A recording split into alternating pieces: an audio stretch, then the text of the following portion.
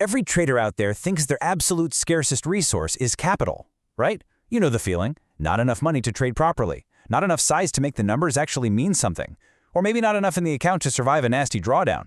So what happens? We obsess over it. We focus entirely on growing the capital, protecting it, recovering it. Well, welcome to this explainer, because today we're going to expose a fundamental flaw in that exact way of thinking.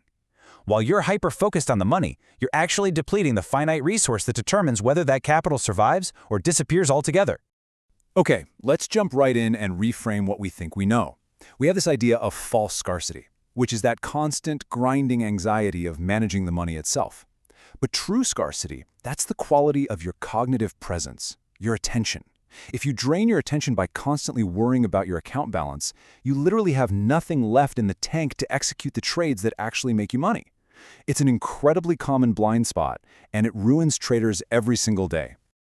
Section 1. The real scarce resource. Let's reevaluate your true trading asset.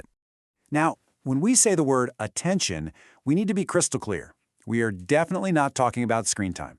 We're not talking about those hours you log just sitting in a chair, glazing over, staring at charts. Attention is strictly defined as the quality of cognitive presence directed at the right thing at the exact right moment. It's your brain firing on all cylinders, fully and completely engaged with the specific decision right in front of you. And here is the crucial point you have to internalize. This resource is completely finite. It naturally depletes as the day goes on. But worse than that, it's consumed by every single decision you make, whether that decision has anything to do with trading or not. You can't store it away for tomorrow. You certainly can't borrow it. And most terrifyingly, once you spend it during a live session, it's gone. You cannot replace it. Yet somehow, almost nobody in this industry manages this resource deliberately. Section 2. The decision fatigue trap. Why your brain naturally defaults to failure. To really drive this home, let's step outside the trading world for a second. Back in 2011, a truly wild study was published in the Proceedings of the National Academy of Sciences. Researchers looked at the parole decisions made by Israeli judges over the course of a full, grueling day of hearings. Now keep in mind, these are highly trained, incredibly disciplined professionals. But the numbers reveal a massive dramatic drop-off. Prisoners who appeared before the board early in the morning, they were granted parole about 65% of the time. But the prisoners who showed up late in the afternoon, after those same judges had been making choices all day long, were granted parole less than 10% of the time. The cases themselves weren't meaningfully different. The judges were the exact same people.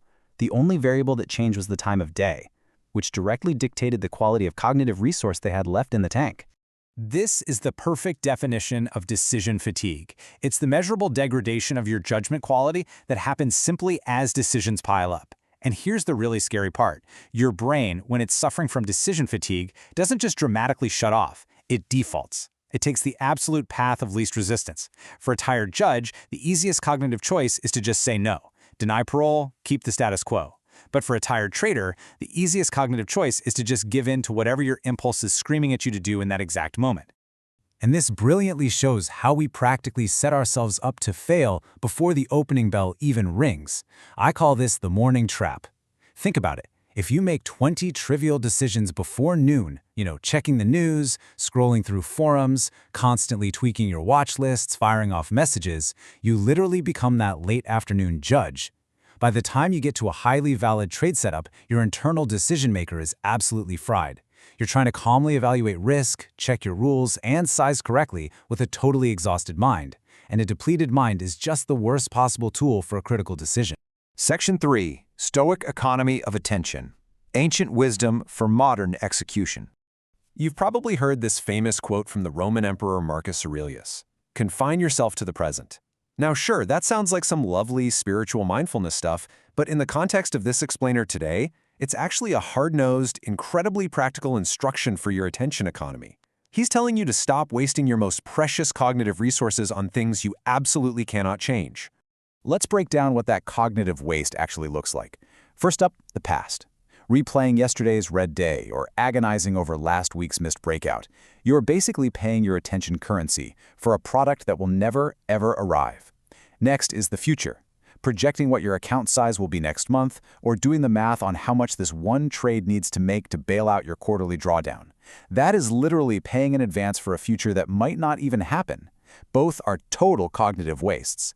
The Stoic economy says you invest only in the present. because this exact chart and this specific decision you're making right now are the only places where your attention actually pays a return.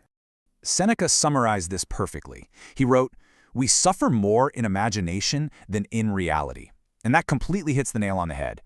Every single unit of attention you spend suffering in your own imagination, worrying about what could go wrong or what you should have done differently yesterday, is a unit stolen directly from the live trade right in front of you. That present trade is the only one you have any control over, and it requires everything you've got. Section 4. Attention Management Protocol, the architecture for a trading practice. Listen, attention management is not the same thing as time management. You can schedule your time absolutely perfectly and still ruin your entire trading day by blowing your best focus on low-value garbage early on. Instead, you've got to organize the quality of your presence using a strict 4-step architecture. Let's walk through exactly how you apply these to your actual routine. Step 1 is your attention budget. You have to aggressively budget your prefrontal cortex's full capacity for only the absolute non-negotiable tasks. For us, that's usually pre-session preparation, the active management of live positions, and your post-session review. Those are the things that require you to be at your absolute best. Everything else, emails, Discord messages, mindless scrolling, those have to be scheduled strictly after your high-attention work is done, not before. Because every tiny choice you make before the bell rings is a withdrawal from an account that your trading desperately needs to be full. Step 2 is the attention audit. At the end of the week, I want you to compare your budget, the stuff that actually deserved your focus, with the reality of what actually consumed your attention. Did you spend 2 hours stressing over a forum post or micromanaging a position that was perfectly fine on its own? That gap between your budget and reality, that's your attention deficit. And that is the exact mechanism that causes a rock-solid trading strategy to be executed terribly by a drained mind. Third up is the recovery protocol, and guys, this one is completely non-negotiable. You have to enforce a 10-minute recovery window between your high-attention activities. And by recovery, I mean complete cognitive disengagement. No screens, no pulling out your phone to scroll social media. Just walk away, breathe, get your eyes off the glowing rectangles. 10 minutes of doing literally nothing restores a measurable chunk of your cognitive resources. It's the difference between a post-market review that gives you real, actionable insight and one that's just a totally mindless log entry typed out by a burned-out brain. Finally, step 4, the single focus rule. It's simple, one thing at a time. If your trading platform is open, only the platform is open. If you're journaling, only the journal is open. Multitasking is a total myth when it comes to high-attention work. It doesn't give you parallel, equal quality. It gives you heavily degraded quality across the board. The trader who is prepping for the open while also texting their friends is doing incomplete prep. And incomplete prep is going to cost you way more than whatever was in that text message. Section 5. Your real trading capital. Let's get to the final, slightly uncomfortable reality check. The capital sitting in your brokerage account is entirely managed by the quality of attention you bring to the table, period. So you have to deliberately guard your attention and spend it only on the things that actually give you an edge. Because here is the harsh reality of this business.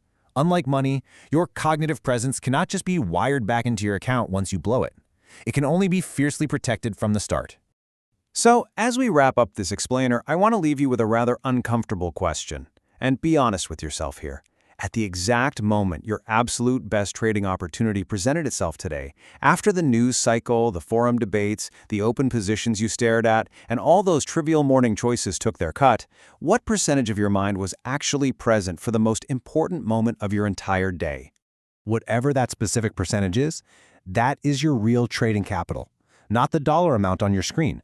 It's the quality of mind you have available when the market demands your absolute best. So protect it before you protect anything else. Because at the end of the day, the money, it always follows the attention.